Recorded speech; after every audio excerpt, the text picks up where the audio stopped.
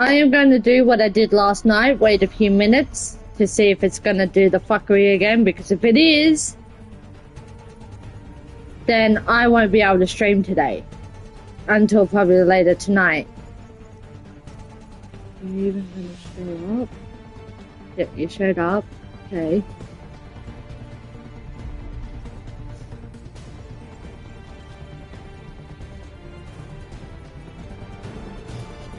I think I screwed it up myself because I went into Stream Manager so I could share my stream. So I think I screwed that up myself and it went offline on my end.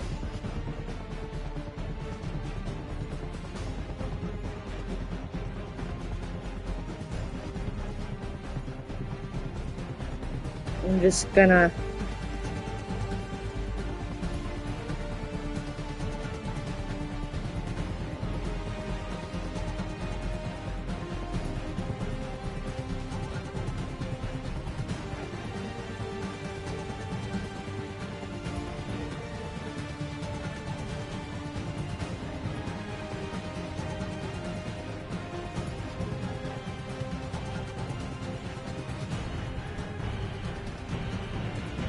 Used to be when people talked about the end of the world, we locked them up or laughed them off.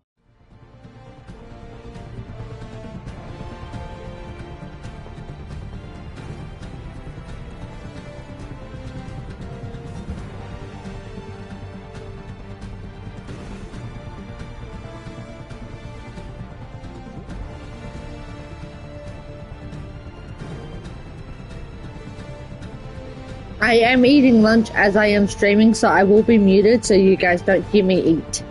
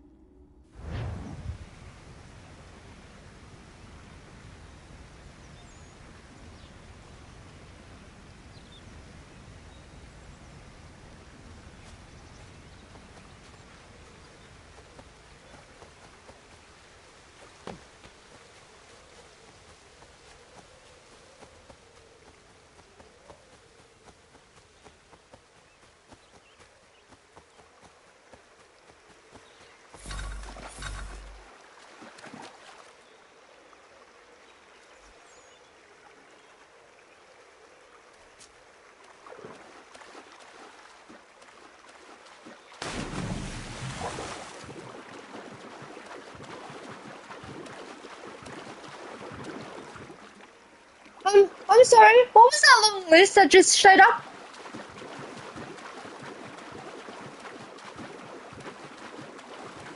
About a hunting society? Huh? Am I even going the right bloody way?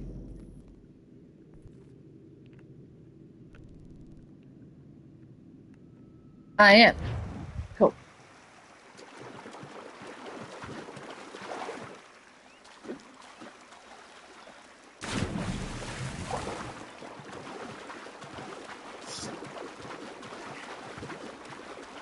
Just follow the river, follow the river.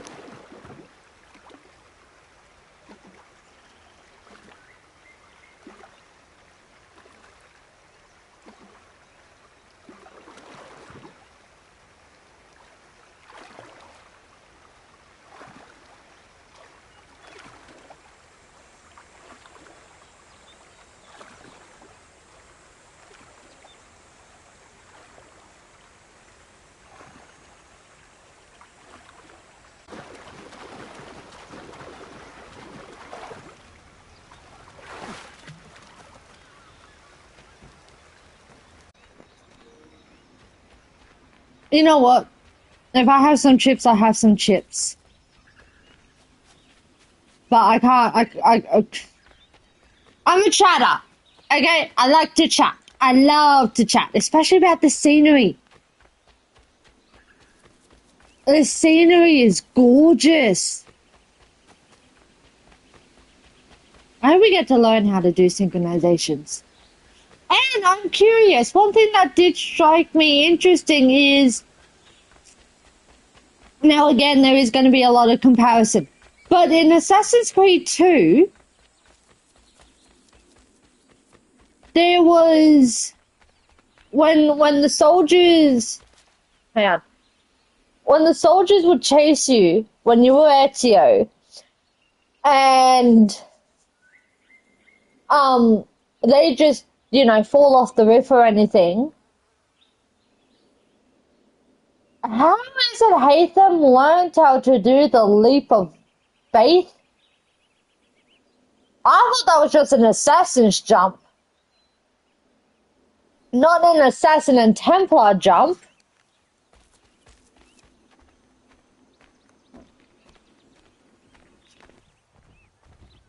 Get out of the way! After him!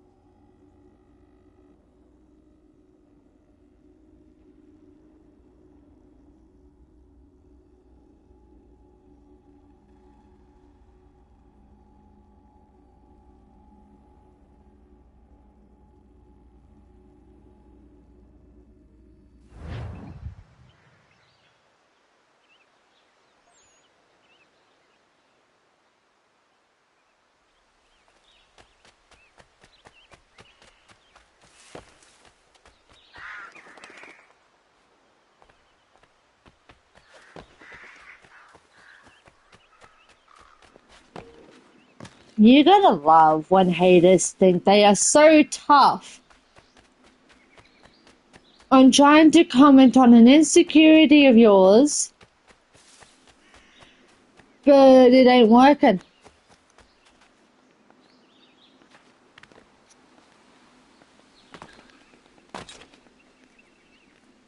Because why? Because it doesn't affect me. It just shows that they're projecting.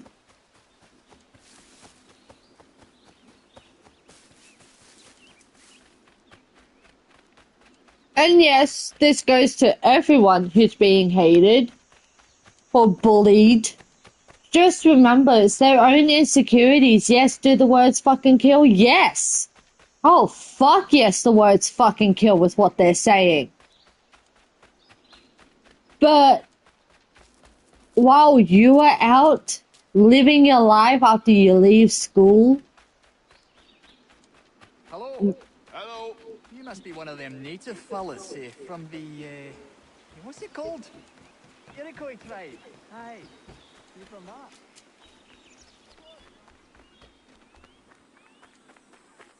Just remember that Just give it a few days. You tend to the wounded, resupply, and come up. no matter what they say, you are beautiful inside out and out. Okay? And just remember, they could, for be spending their adulthood working at Macca's.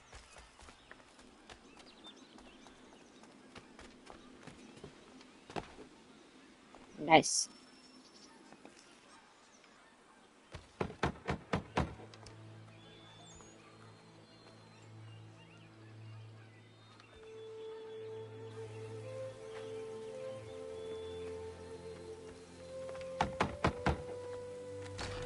What?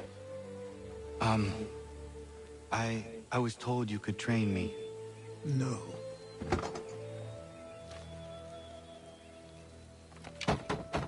Go away! I'm not leaving!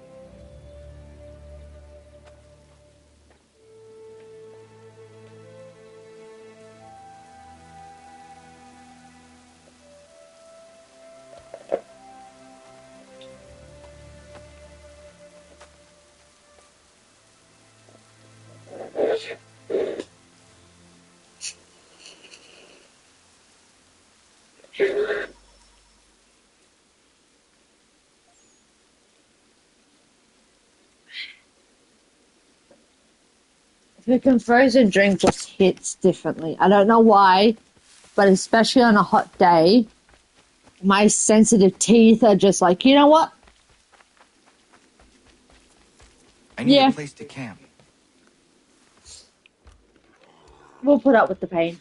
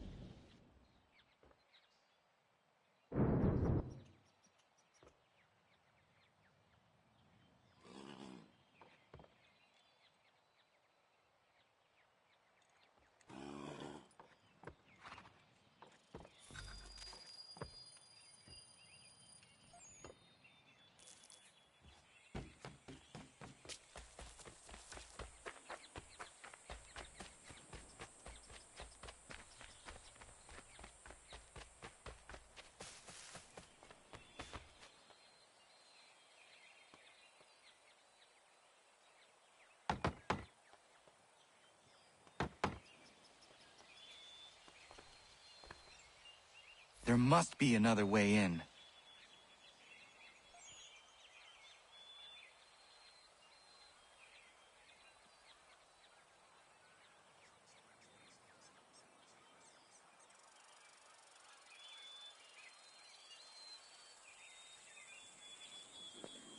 So now we're gonna do break and enter.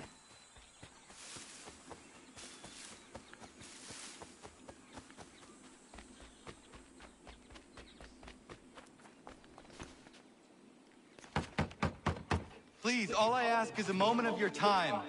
I apologize if I've been unclear or otherwise confused you with my words. It was never my intention to mislead, so let me try to clarify.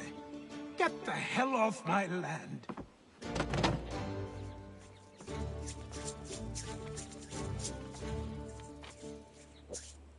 I'm coming up!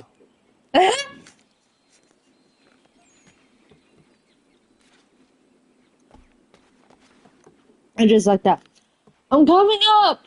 Like as if he doesn't have a choice.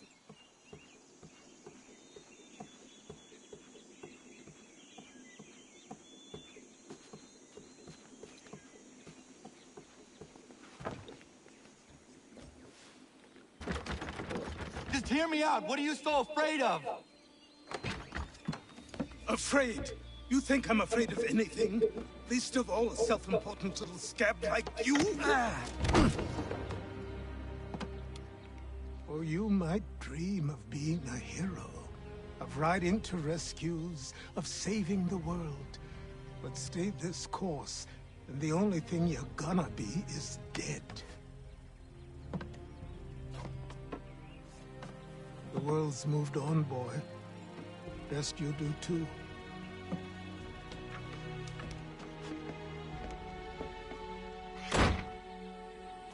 I will not leave, do you hear me? I'm never leaving. Why don't you wake up, just man. mention your mother's name?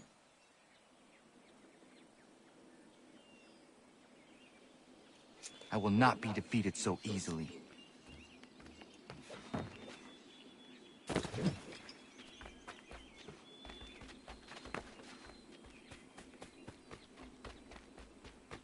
You will train me.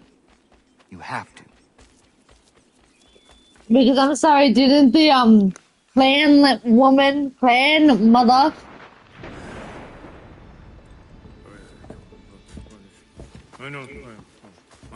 These are square toes.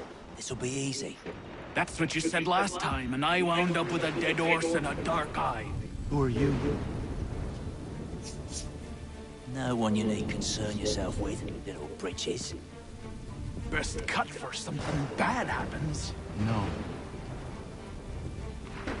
Can't say we didn't warn ya. bring it on? Oi, brothers!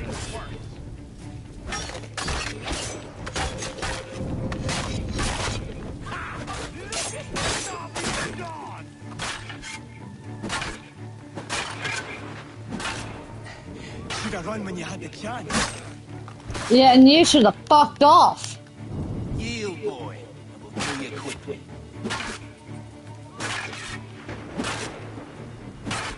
Songs and spirits can't save you now.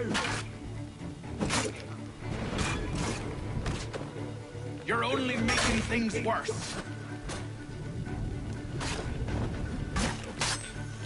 Songs and spirits can't save you now. Oops. Should have run when you had the chance. So should have you. Because I'm sorry, but there's only one of you now.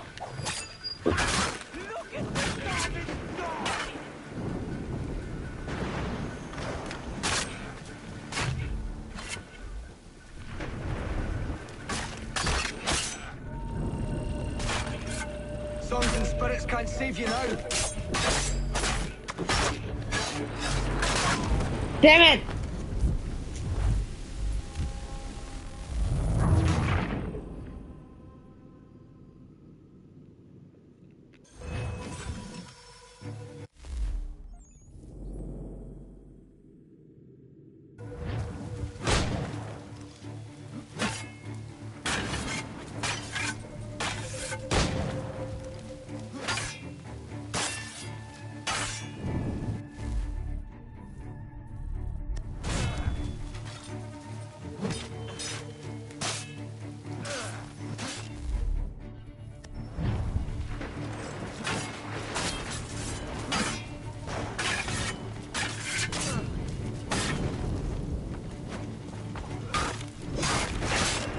Oi, brothers!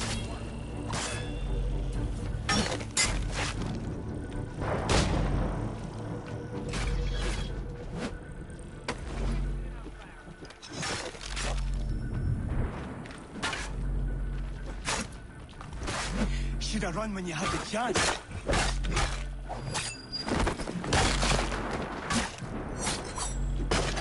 Songs and spirits can't save you now.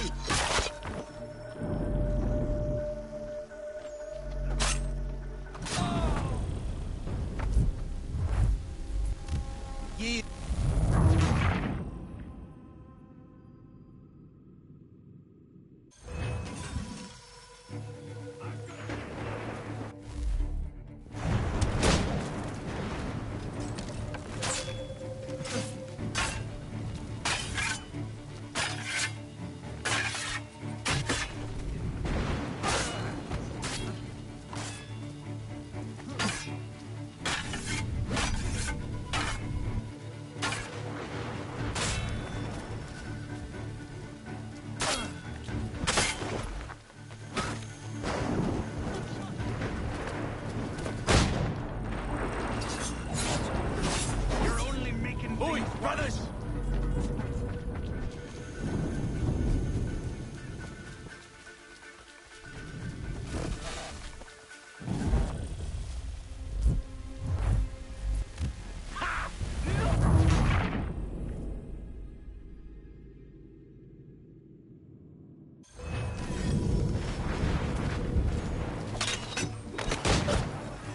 Oi, brothers!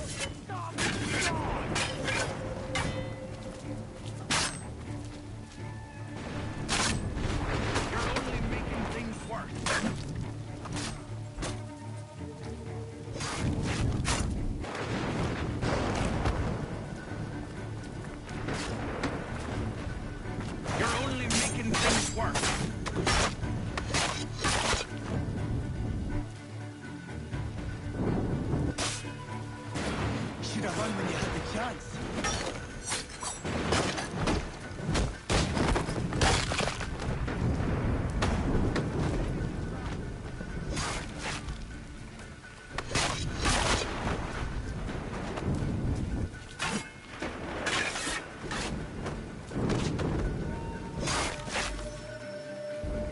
Why are you here?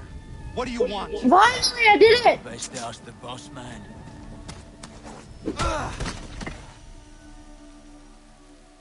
You working for the old man, then? That it? Maybe this will get you talking. Oh.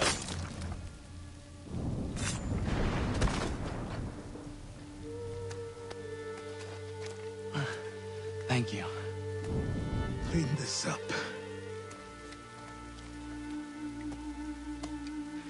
Then I suppose we should talk.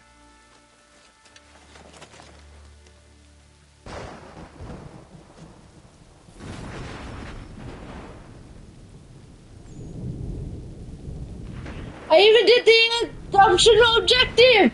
Fuck yeah!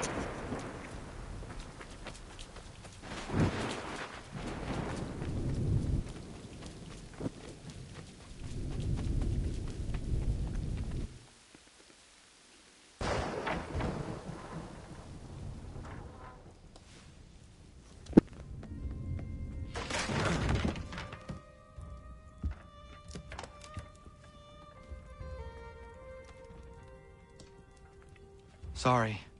Not your fault. This whole place is ready to come down. Goddamn miracle it hasn't already. Anyway, who are you? My name is Radohangado. Right. Well, I'm not even going to try and pronounce that. Now, tell me why you're here. I was told to seek this symbol. Do you even know what that symbol represents? Or what it is you're asking for? No. And yet, here you are. The spirit said that I am... These spirits of yours have been harassing the assassins for centuries. Ever since Ezio uncorked the bottle. But you don't even know what an assassin is, do you? Well, best settle I it got then. messy. I've got a story to tell, and it's gonna take a while to get it all out. Ezio got mentioned! I fucking love Ezio!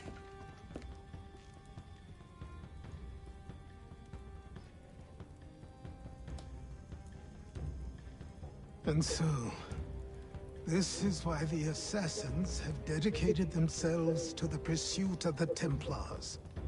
Because if they succeed, your spirit's visions will become reality.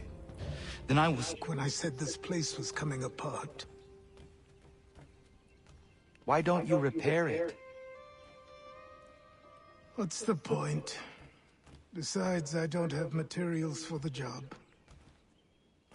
We'll get them. So buy them. Oh, excuse me. Look at me!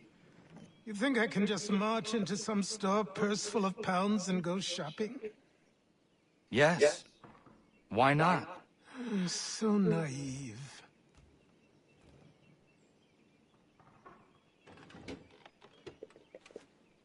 This way.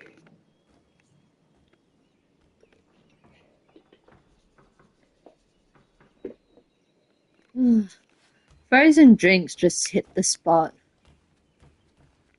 on hot days.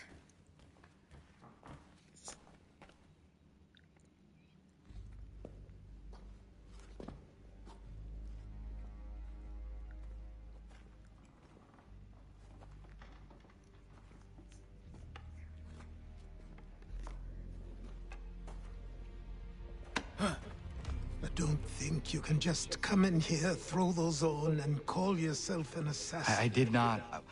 I would never presume... That's all right. I know they've a certain allure.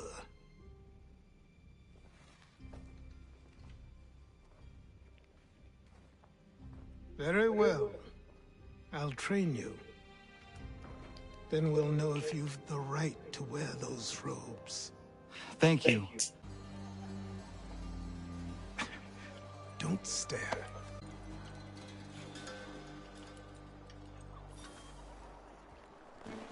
This place is incredible. For a few, my boy. For a few.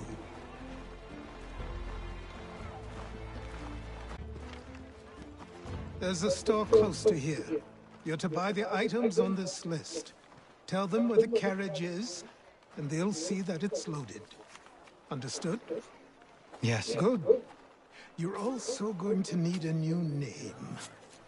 Your skin is fair enough that you might pass for one with Spanish or Italian blood. Better to be thought a Spaniard than a native. And both are better still than I. That is not true. What's true and what is?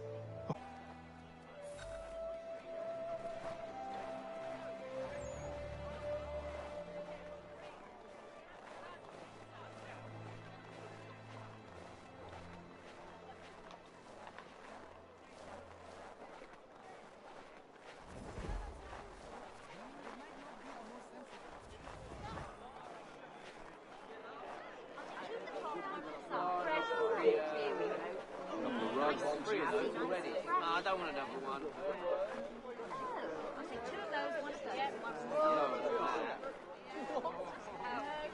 You're going so slow.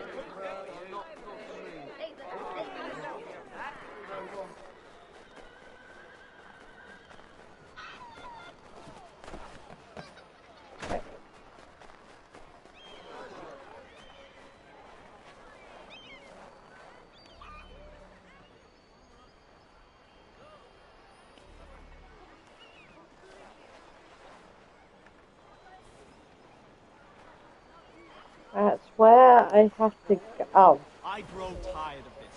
It seems each day a new tax is levied, a new rule enforced. All Wrong door. our consent. The Revenue Act, the Indemnity Act, the Commissioners of...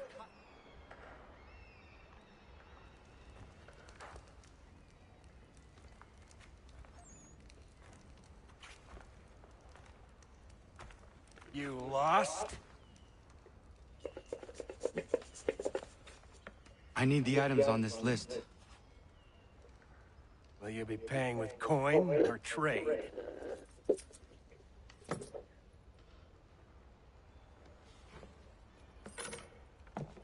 Some of these things I have, some I don't. Lumber's hard to come by since my supplier up and vanished. I have the tools and pitch, though. Nails, too. So, where do you want this delivered? Our wagon is near the State House.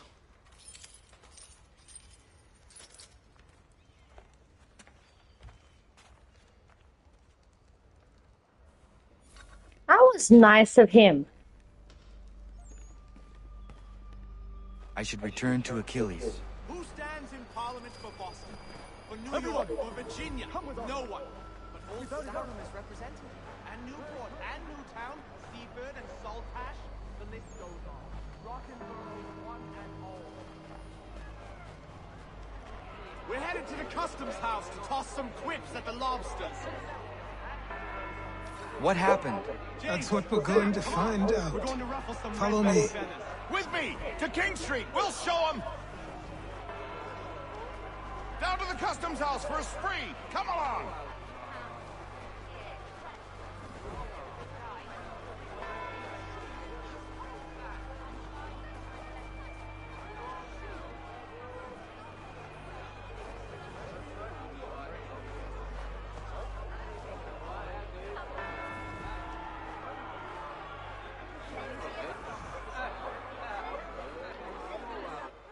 I say again, disperse! Congregating in this manner is forbidden! We're not going anywhere, Bug. Oi! Why did you go back to England? No good can come of this chaos! Return to your homes, and all will be forgiven! Never! Not until you've answered for your crimes! You're right, cowards! You don't scare us. Pointing guns at unarmed! We ain't afraid! Is that my father? Yes, which means trouble is sure to follow. I need you to tail his accomplice. This crowd is a powder keg. We can't allow him to light the fuse. But nothing. Do as I say and go. Come on, you gosh-gutted coward! You doesn't shoot at me! Hey, Lobster! Go ahead! Fire your little gun! You red fat, rum-soaked, bacon-faced lout! I just soon fight you this on you!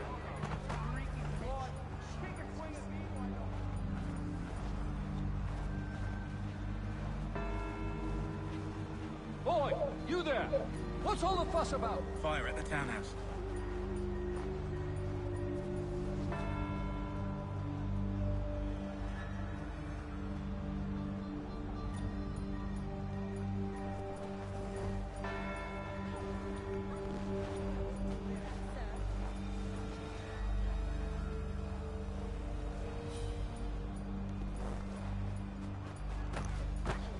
Oh, that was fucking close.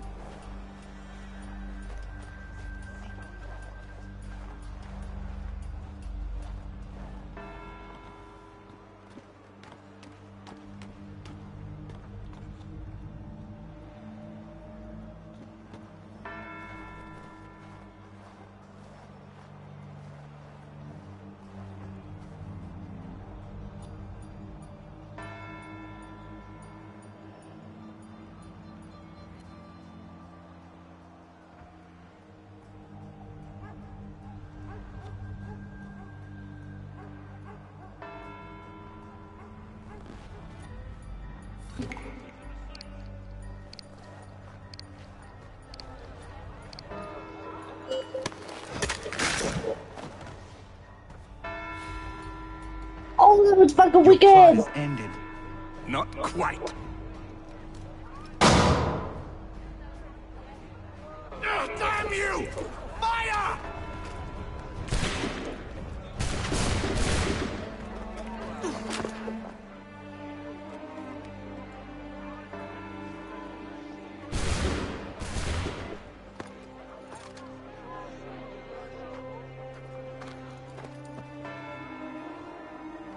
We gotta go. We gotta go. We got to fucking go. Go.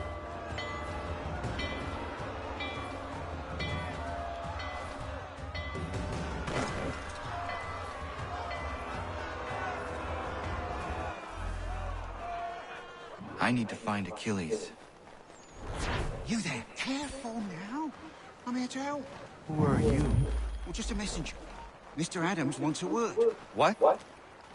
Why? Well, you'll need to ask him that yourself. He'll meet you tonight near Faneuil Hall.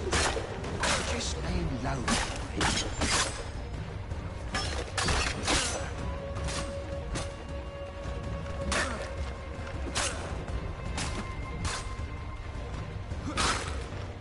Fucking hell.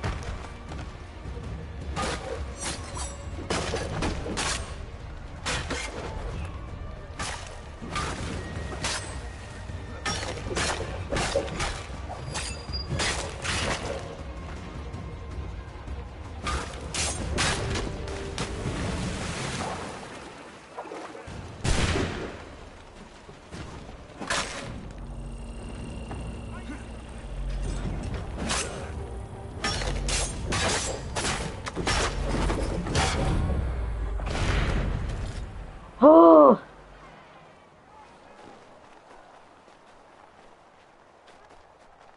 So those two circles there that are flashing, that's my notoriety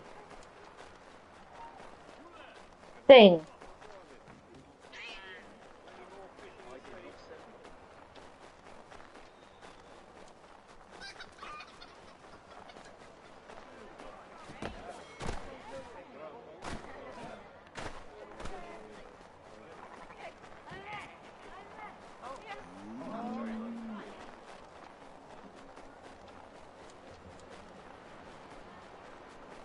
Who is Master Adams?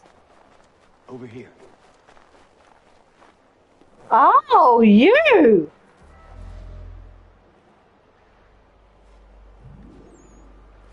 You're Achilles' boy. Connor, was it? I saw what happened at the townhouse. A fine mess, that. Who are you? Samuel Adams, at your service. Achilles asked me to get you out of Boston. Explain. The whole city's looking for you. Oh yay, oh yay! A criminal stalks the streets, wanted in connection with the massacre at the townhouse. Citizens are advised to call the guards if they see him. £10 to whoever brings this madman. What am I supposed to do? £10. Well, you can take down these posters for a start. Return to me once you remove the others. Oh, exactly like how we did it.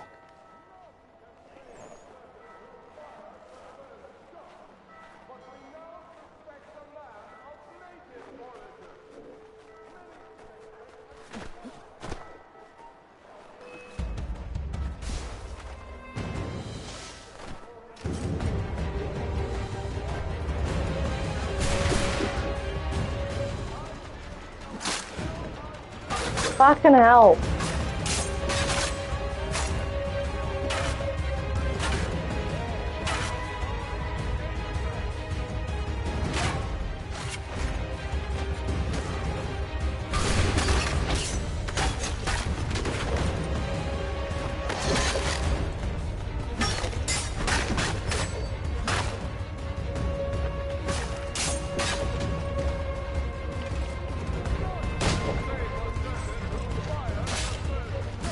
For fuck's sake!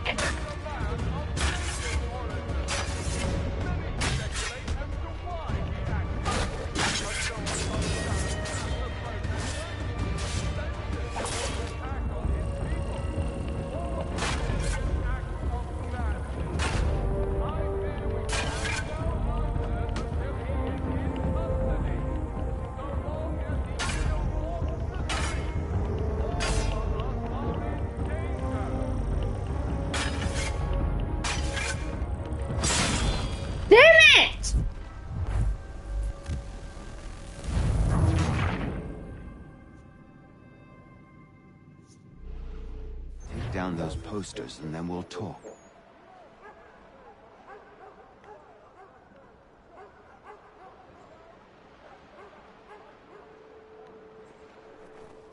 Okay, hang on.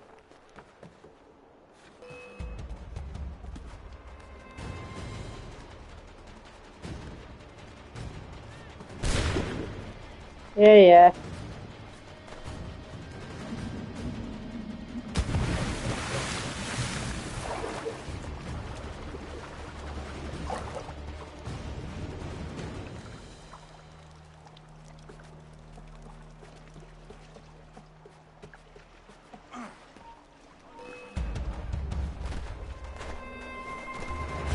Fuck's sake, get over! Get in.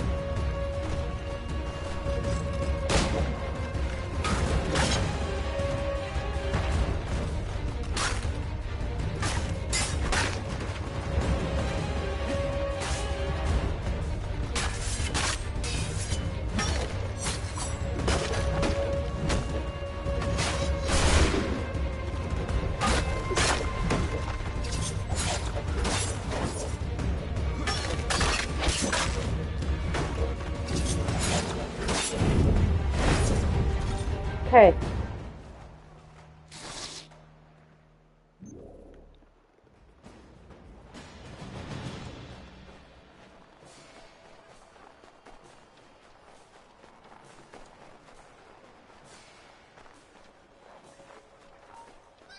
I don't care.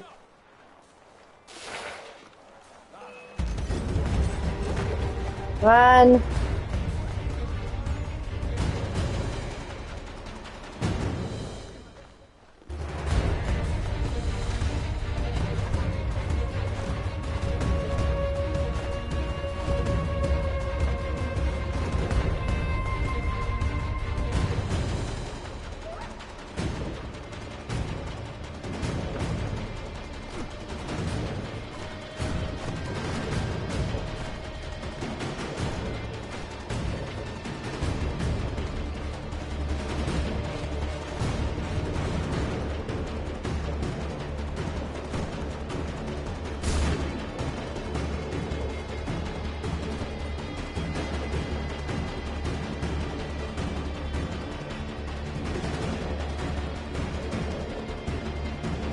Admit, the chase music is fucking gorgeous.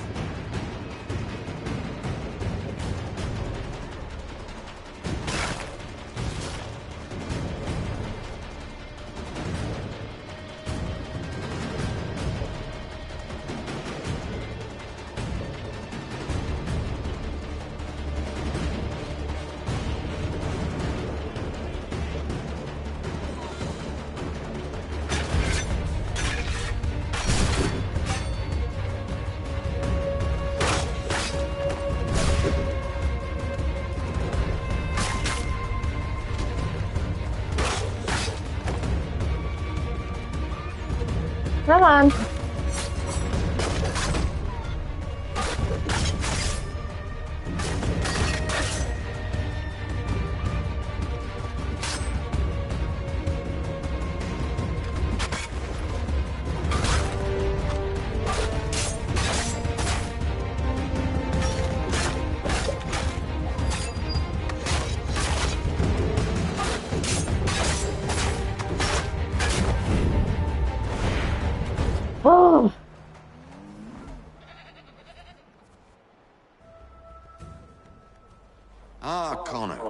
There you are. I'd like you to meet Cyrus. Is he the killer? Peace. Cyrus is on our side, or rather, for the right price, he will be. Have you seen this man? Watch and learn.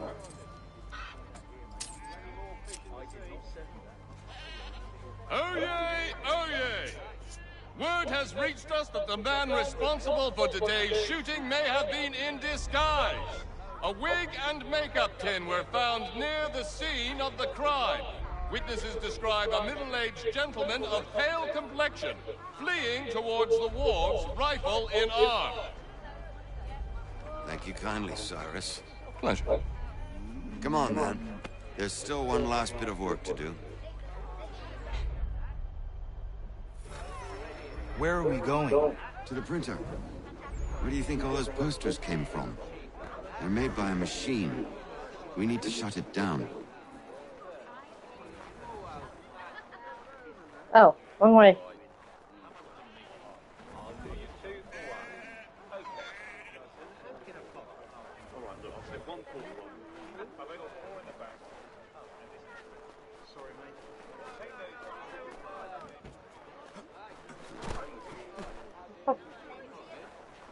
Damn it, we're too late. They've set up a checkpoint. Come on. This way. I can go by rooftop and meet you there. No. Better you learn about the tunnels now. Tunnels? The Masons have a whole network of them under the city. They're quite useful when speed and secrecy are required. Okay.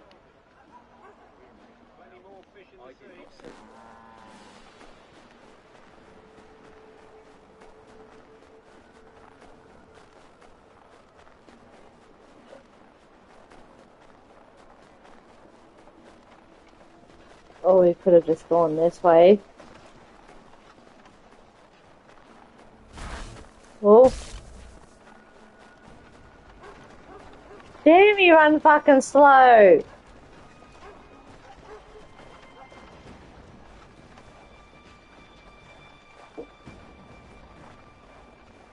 Dead end.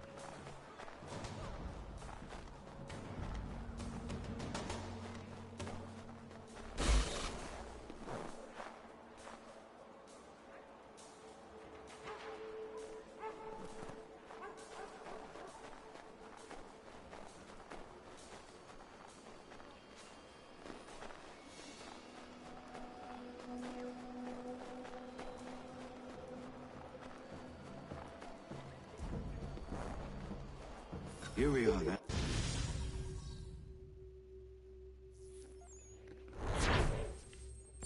Yay!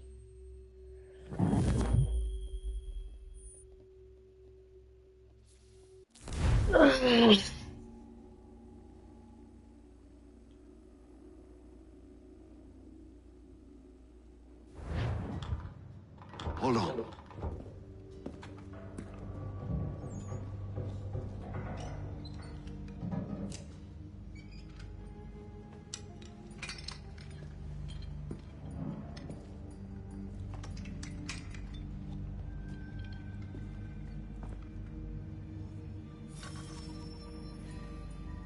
Okay.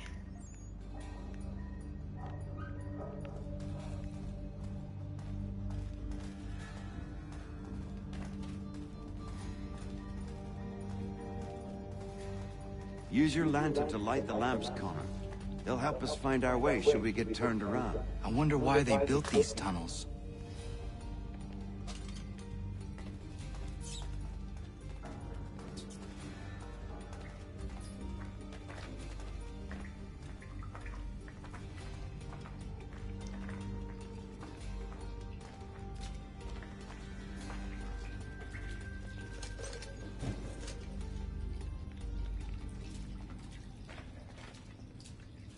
Excellent. Let us move on.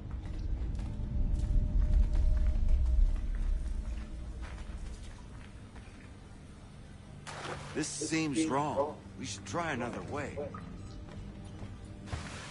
Okay. Yeah.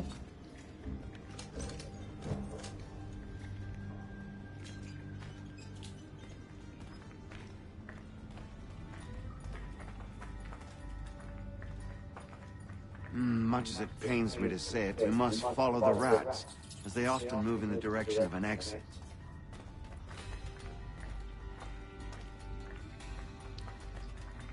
This is actually quite relaxing.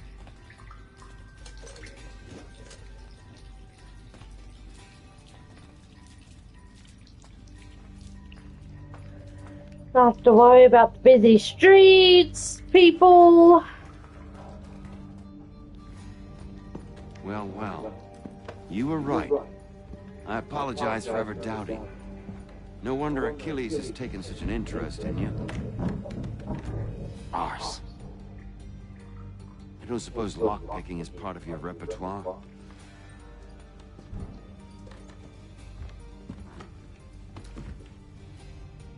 Don't tell me we actually do lockpicking. We do. Oh, we do.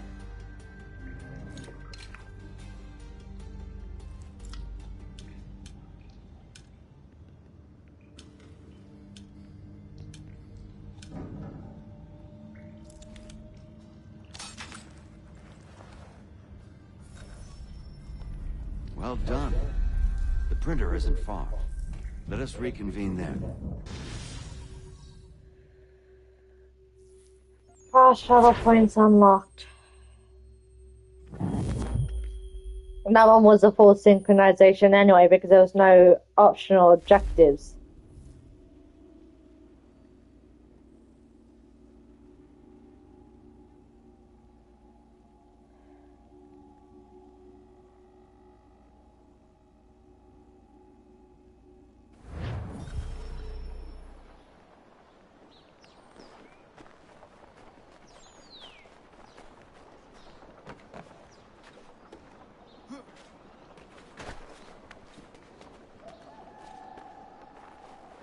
They've been freaking caught by redcoats.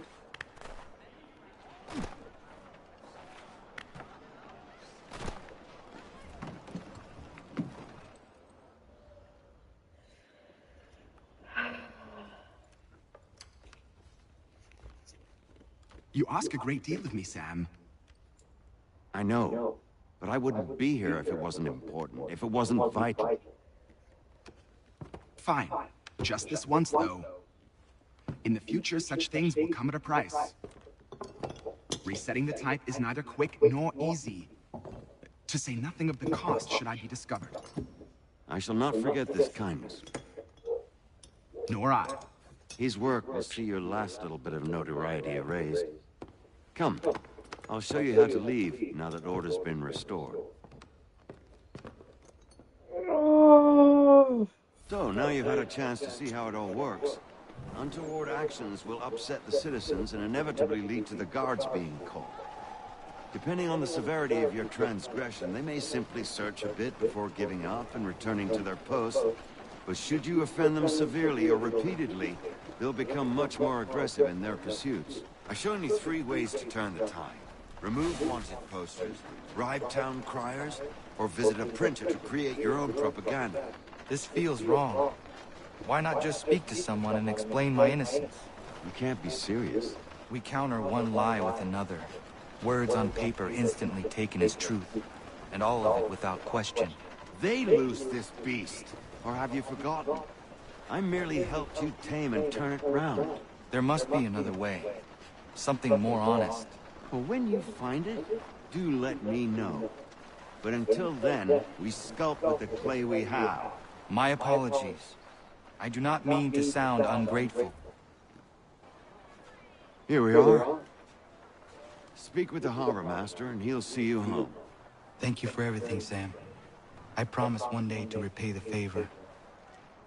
Oh, I'm counting on it. Like this.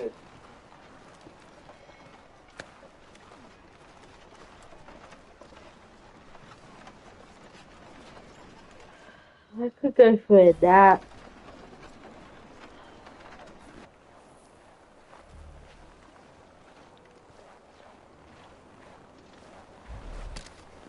Oh.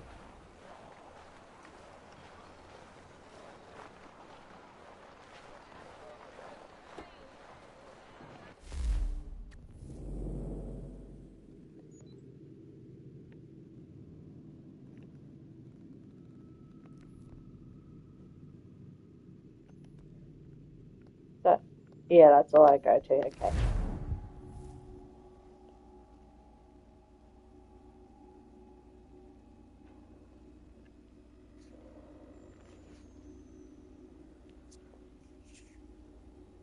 I could go for a bloody nap.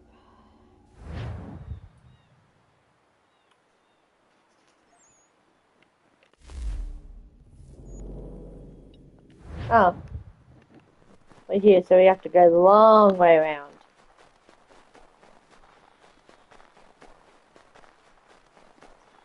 Still, no footprints in the snow.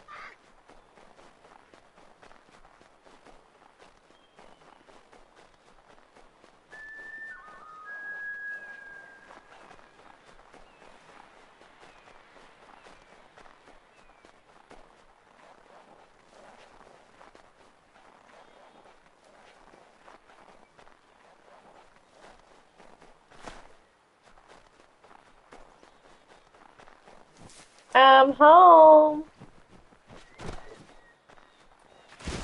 No, get out of there.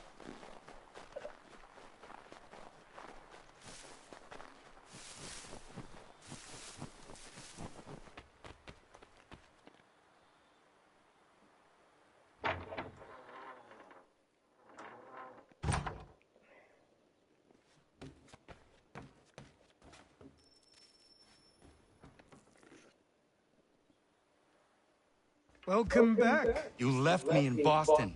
The training we've done here is all well and good, but experience is a better teacher by far.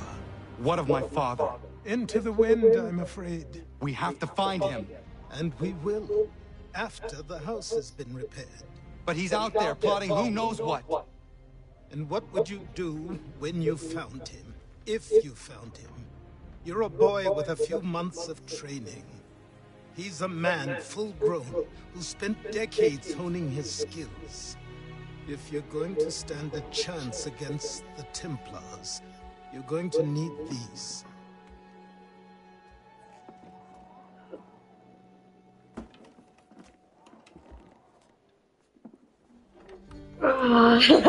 Wristblade! Go on before I change my mind.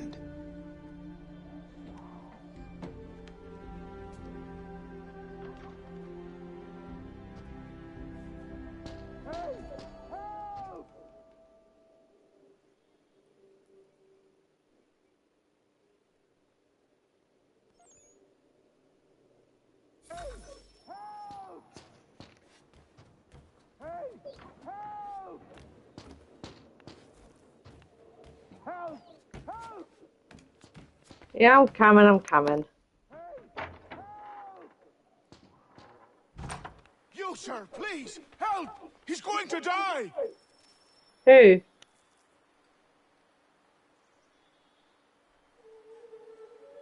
Who? There's no time! Please, come! I like how he asks the same question I asked. Who?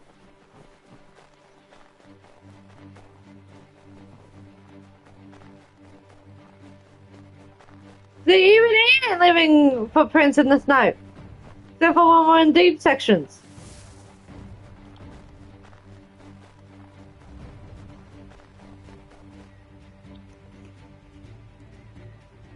Oh, that's one thing that's gonna piss me off. Down there! He's just passed under the bridge! Someone! Help! Help me! Please! Do not enter water. Whoops. Someone! Help!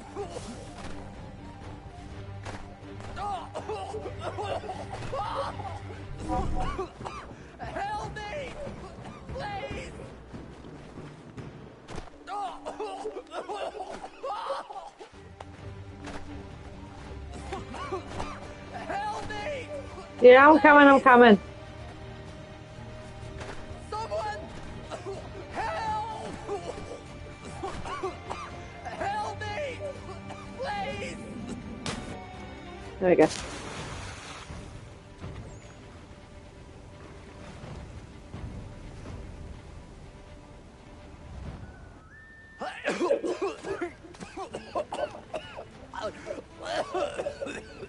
What this knob-end is trying to say is he's forever in your debt, sir. Who you calling? A knob-end? You, because you are one. What were you doing on those logs? One of the dangers of lumbering. We've got the camp set up a few rods off of here, as we're cutting timber. We're hoping to open a mill in the area. There's a good place not far from the manor on the hill where I'm staying. I like you already. We'll have a look.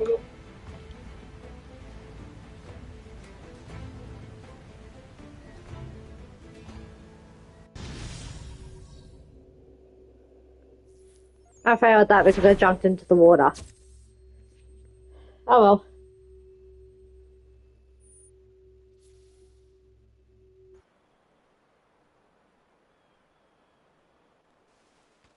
I'll miss the peace and quiet, but we can certainly use the wood. The manor needs a lot of work. That and other things. Meet me at the small shack by the shoreline when you have time. There's something else you need to see. What is it? An asset.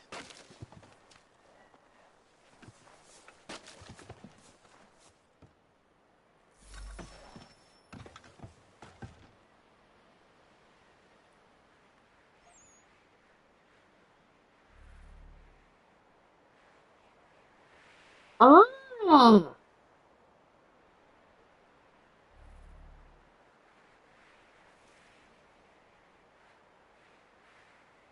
Sweet.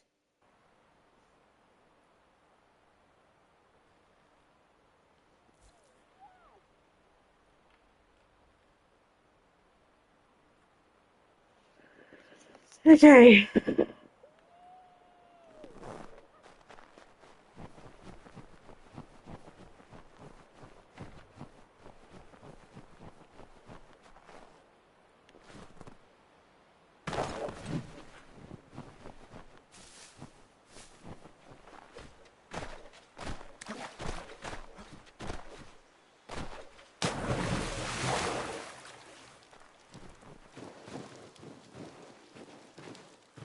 We're in really deep snow now.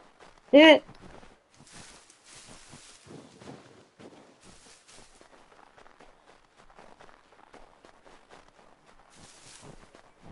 Sorry, I laughed at my own. Well, it wasn't really a joke, but it was because instead of being we're in deep shit now, we're in deep snow now. Sheep! Wait. What?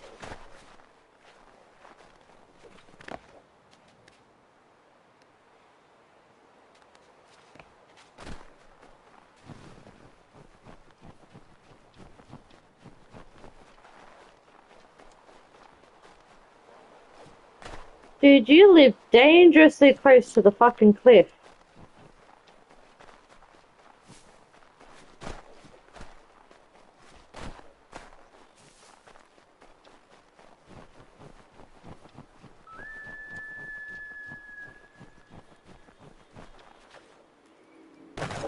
Whee!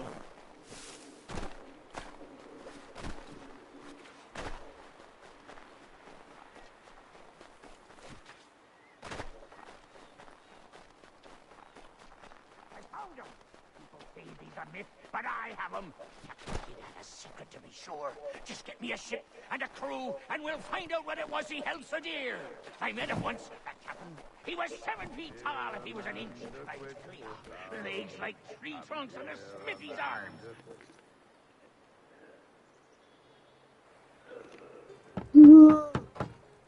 Go away!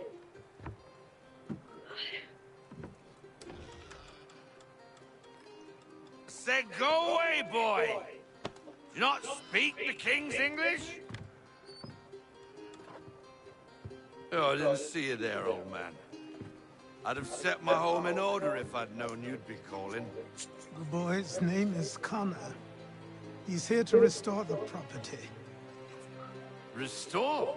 Restore? Pardon my manners. She's still the fastest in the Atlantic.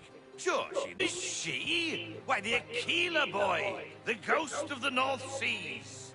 The boat. A boat? She's a ship boy, and make no mistake about it. I thought you brought him here to restore order. I reckon he's the greenest thing on the frontier. Connor, meet me back at the manor when you've finished here.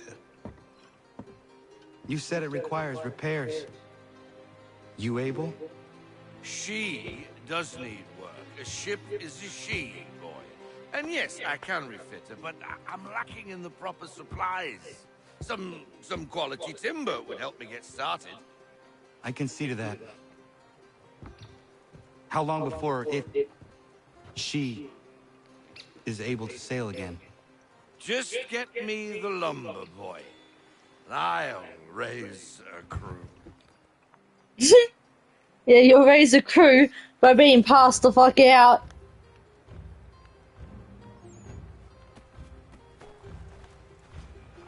Oh. Don't let appearance deceive you. You're looking at the former flagship of the Assassin Navy, if perhaps a little past its prime. The Aquila was built in France in 1749 in the city of Brest. Stop it. The design was incredibly innovative for its time. The ship was light, fast, and could carry a surprising amount of artillery for its size. It would be decades before there were schooners that could match the Aquila's speed. Of course, there were some disadvantages to the design, namely that the ship handling was very touchy and required an experienced crew. That meant the Aquila was underutilized until the assassins hired someone who would be able to use the ship to its full potential, Robert Faulkner. In 1754, the Aquila followed a Templar ship into a storm and was lost with all hands aboard, or so we wanted the Templars to think. In reality, it sustained only minor damages, was refitted and became the assassin's secret weapon, staying out of major harbors, using its speed and the element of surprise to harass ships on Templars' business. The Aquila took on mythical qualities. It was whispered about in ports along the eastern seaboard as the ghost of the North Seas, a pirate vessel crewed by ghosts that could appear and disappear into a sudden fog. This reputation was due both to Faulkner's uncommon skill and the superstitious nature of most sailors who loved the ghost stories and all wanted to marry a mermaid.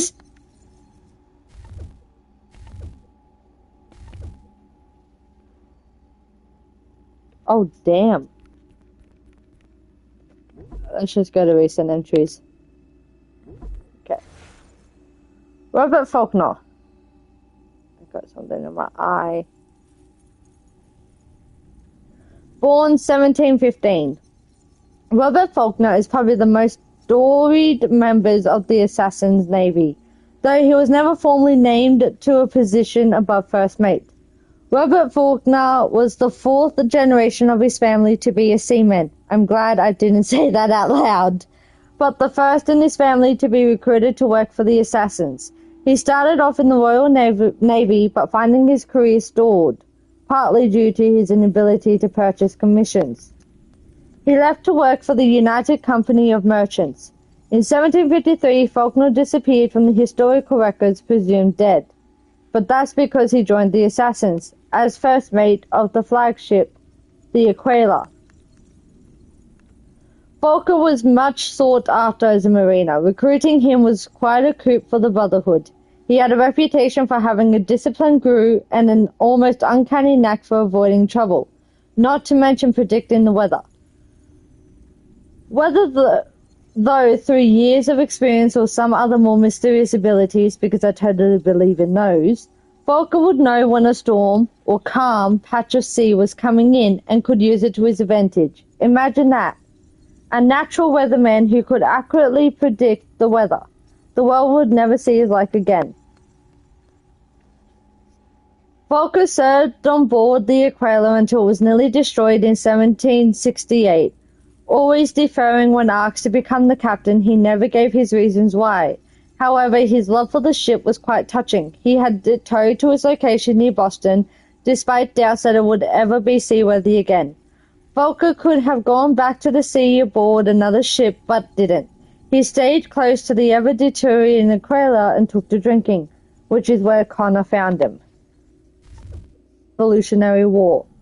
While Hessians technically refer to soldiers who were from the state of Hessen-Kassel, it came to be a blanket term for all of the German mercenaries who fought in the Revolution. The imposition is easy to understand, of course.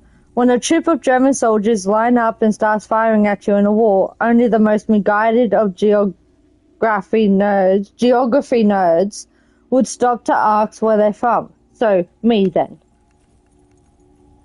Among the Hessian troops who were sent to fight in the American Revolution were at least 2 units referred to as Jaegers. These were light infantry troops known for being accurate marksmen. Accurate marksmen are very much the best sort of marksmen.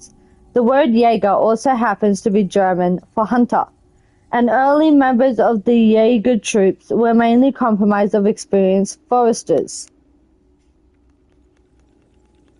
Again, really accurate gunmen who are good at fighting in woods is exactly the kind of soldier you want for a war in the American frontier. Unsurprisingly, this made Jaegers the most feared and respected division of the Hessians. Samuel Adams, born 1722. Samuel Adams was a Boston lawyer, a signatory of the Declaration of Independence, and a prominent political figure during the lead up to the American Revolution. I think that's put your little life into perspective, hasn't it? Adams was born in Massachusetts, the son of another Samuel Adams, who was a well-off merchant. Adams, the younger one, went to Harvard, graduating in 1740. He went into business for himself and was a dismal failure and ended up taking a job in the family brewery. I keep doing the wrong one. A lot of men turn to breweries when their businesses fall, but in rather a different way. That was fortunate for 1765, which was the beginning of his political career. He was a staunch supporter of colonist rights, mainly the ever-popular arguments over whether British Parliament had a right to impose taxes. But wasn't pro-independence, at least not at first. I think it's fair to say he changed his mind later. Adams is often portrayed as an angry radical, but that's a bit of a biased picture. Adams disliked vigilantism for the most part, though he approved when a mob forced Boston stamp collector to resign, so perhaps he only disliked some vigilantism. In later years, when Adam was in Congress, he refused even to join a political party because he found the idea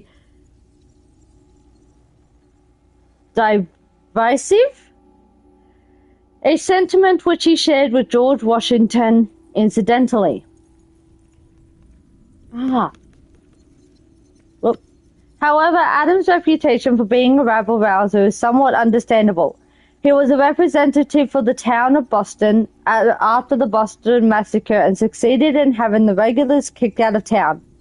He spoke at the Old South Meeting Hall just prior to the Boston Tea Party, and it said he gave the signal for the dumping of the tea, though there's some debate over whether he was involved, which I'm happy about, as a gentleman does not waste tea. Yeah, Sean is definitely British. Adams was infamous enough that he had to leave Boston for Lexington in 1775 to avoid arrest by the British, who considered him a troublemaker. When the siege of Boston began, the Massachusetts governor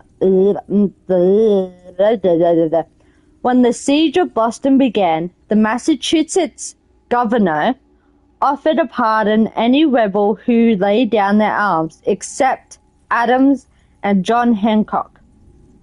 Overall, Adams certainly was a thorn in the side of the British, though what puzzles me is why some Americans think being an angry revolutionary was a bad thing.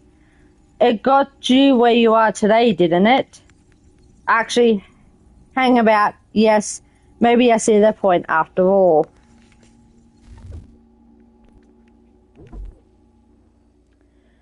The Boston Massacre. Massacre on King Street.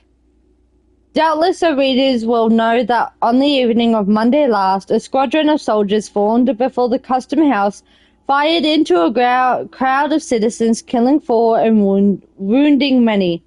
Our readers will expect a circumstantial account of the tragical affair, but we hope they will excuse our being particularly cautious as we should be. Had we not seen that the town was intending an inquiry and full representation thereof. However, some few facts appear to be established. Following upon an altercation between some lads of the town and a single-posted guard at the Custom House, and increasing numbers of citizens came to that place and with heat shouted down the guard. In like manner, a large group of citizens gathered in King Street. Captain Thomas Preston, thank you, proceeded from the main guard house, his soldier in distress, and left the main guard with a party of men with charged bayonets. The soldiers came, pushing the bayonets, crying, "Make way!" They took place by the Custom House and continuing to push to drive the people off, pricked some in several places, on which they were clamorous, and it is said, threw snowballs and perhaps portions of ice. The crowd taunting the shoulders, shouting, "Fire! You dare not fire!" On this, and more snowballs coming. Someone cried out, "Damn you, fire!" One soldier then fired, and a townsman with a cudgel struck him over the hand with such force that he dropped his firelock, and rushing forward, aimed a blow at the captain's head, which grazed his hat and fell pretty heavy upon his arm. However, the soldiers continued the firing successfully till 7 or 8, or as some say, 11 guns were discharged. By this fatal maneuver, the 3 men were laid dead on the spot, and 2 more struggling for life. But what showed a degree of cruelty unknown to British troops, at least since the House of Hanover has directed their operation, was an attempt to fire upon or push with their bayonets the person who undertook to remove the slain and wounded. The dead are Mr. Samuel Gray, killed on the spot, the ball entering his head, beating off a large portion of his skull. A mulatto man named Crispius Atticus, also killed instantly, 2 balls entering his breast, one of them in special goring the right lobe of the lungs and a great portion of the liver, most horribly. Mr. James Caldwell, mate of Captain Morton's vessel, in like manner killed by 2 balls entering his back. Mr. Samuel Maverick, a promising youth of 17 years of age, son of Widow Maverick, and an apprentice to Mr. Greenwood Ivory Turner. A ball went through his belly and was cut out of his back. He died the next morning. Mr. Patrick Carr, about 30 years of age, who worked with Mr. Field, leather breeches maker in Queen Street, wounded. A ball entered near his hip and went out his side. Apprehended, he will die. And several others requiring surgery, suffering loss of blood, shattered bones, and lodged musket balls. Governor Hutchison has extended himself in an effort to quell the town. He has ordered the arrest of said Captain Preston, as well as the soldiers involved, until such time as an investigation and general ordering of the facts can be made. Can't believe that actually happened. Oh.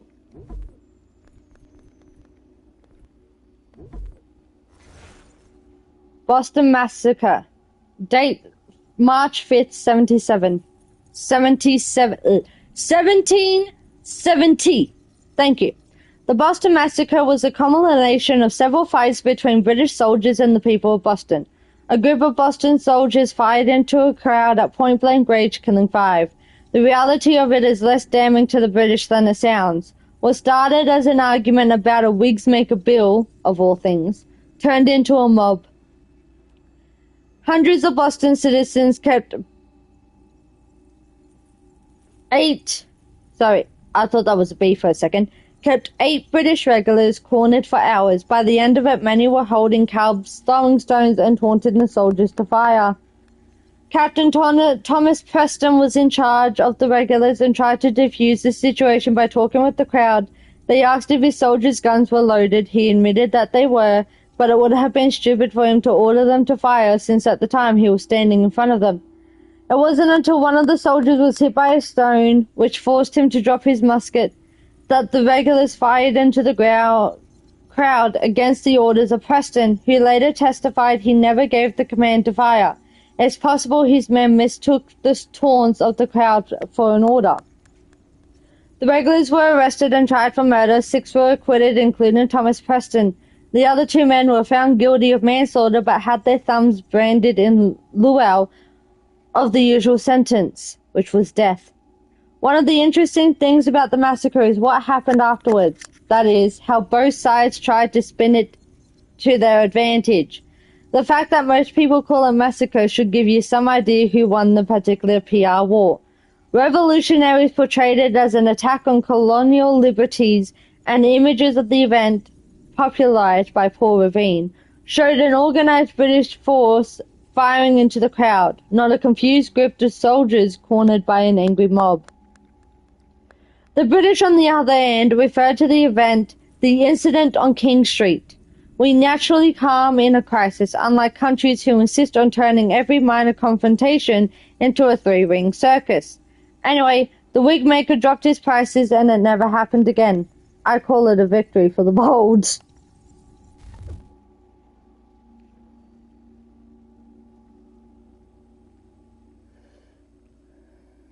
I want a nap, but I want to finish reading these first. Haythem Kenway. We finally got to read about you. I was waiting to read about you. Born 1725.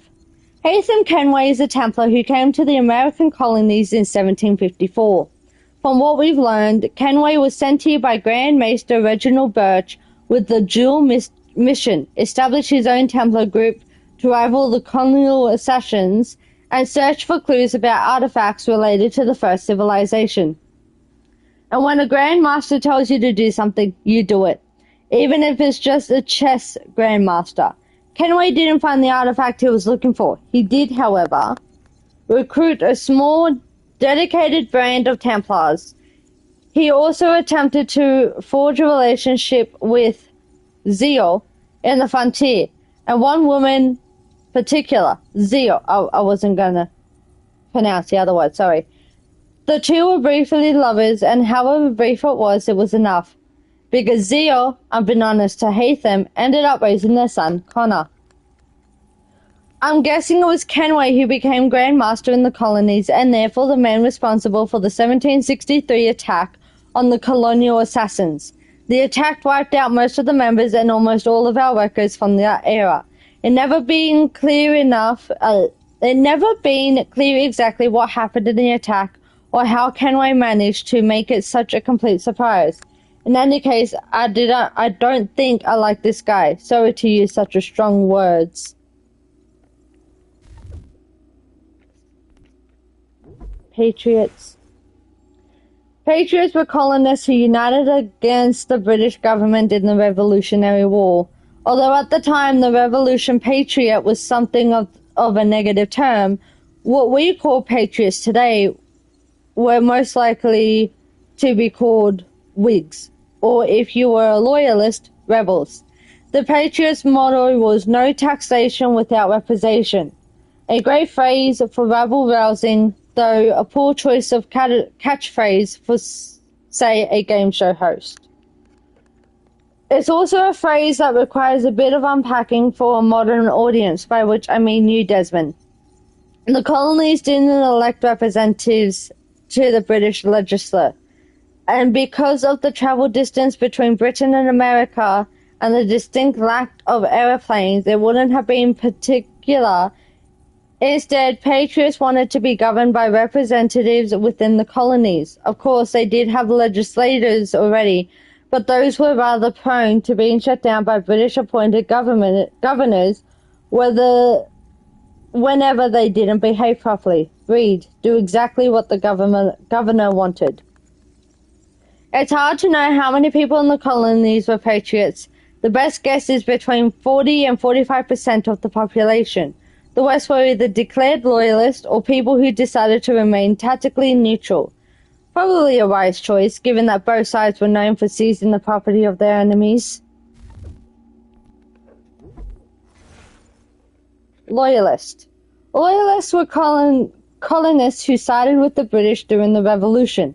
They were also known as Tories, Royalists, and Kingsmen, and probably also by their enemies as those bloody ass-kissing ninny hammers, among other things. While being a loyalist may seem to you like the bad guys, that's only because you know the patriots won. It's very easy to use history to look smart, even if you were subjected to the American education system, and system is a strong word. In fact, by some estimates, as many as 1 in 5 colonists were actively loyalist, and many more tried not to pick a side altogether. I expect the version of the story you heard goes something like this. The loyalists were traitors who betrayed their fellow Americans to the British. That's a nice little fiction, since from a loyalist perspective, the opposite was true. The colonies were founded and owned by Britain. The colonists were therefore British citizens. Thus, the rebels trying to disobey the king were the real traitors here. You see, you're a country of traitors. Try spinning that. You'd also have to be pretty brave to be a loyalist, particularly if the people in your community were patriots. Known loyalists were frequently dragged from their homes, beaten, burned with candles, or tarred and feathered. That's just in case you suffered from the delusions that the patriots always took the moral high ground.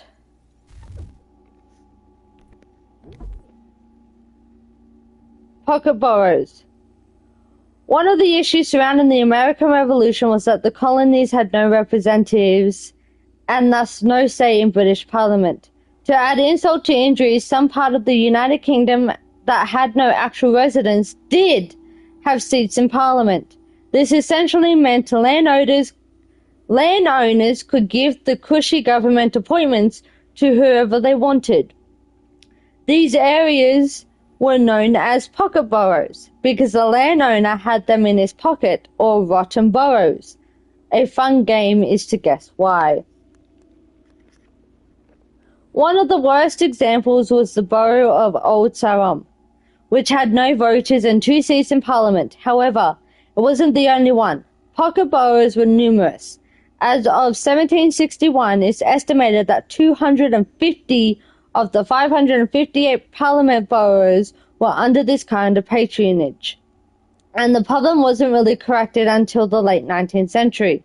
So when the colonists were complaining that the British government was hopelessly corrupt, they had a point. Of course they had a point.